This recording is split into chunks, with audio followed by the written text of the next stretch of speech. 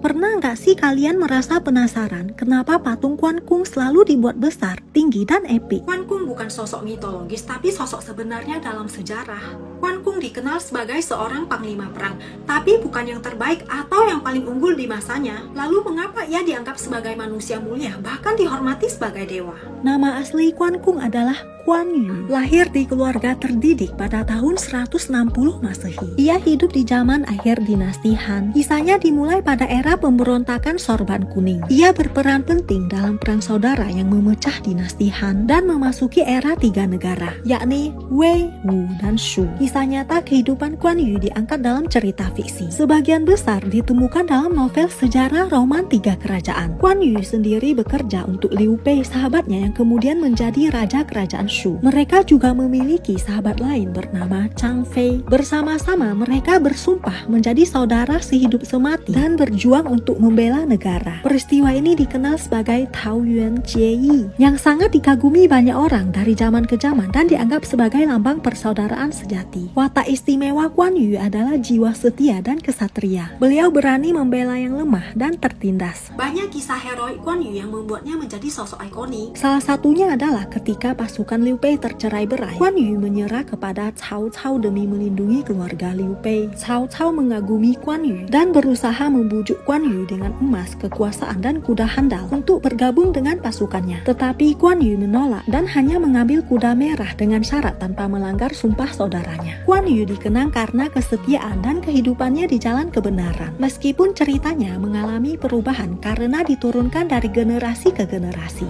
Ia dihargai para kaisar di dinasti selanjutnya, terutama dinasti Song. Reputasinya terus meningkat dari tahun ke tahun, hingga Kaisar Song Huizong yang merupakan seorang Tao taat menjadikan Guan Yu sebagai dewa perang. Pada era dinasti Ming, seorang kaisar memberinya gelar yang tidak tanggung-tanggung, yakni Ti yang berarti Maharaja. Sejak itu beliau disebut Guan Ti. Gelar lengkapnya adalah Guan Sheng Ti Jun, sebutan gelar kedewaan yang sejajar dengan Xuan Tian Shang Ti. Dalam konteks populer, Guan Yu selalu digambarkan berwajah merah. Ada beberapa versi cerita yang berbeda-beda soal ini. Tapi sejatinya dalam budaya Tionghoa, warna merah melambangkan keberanian dan loyalitas luar biasa. Itulah mengapa umat Konghucu dan Tao percaya Guan Yu layak dihormati dan dijadikan role model sepanjang masa sebagai simbol kesetiaan.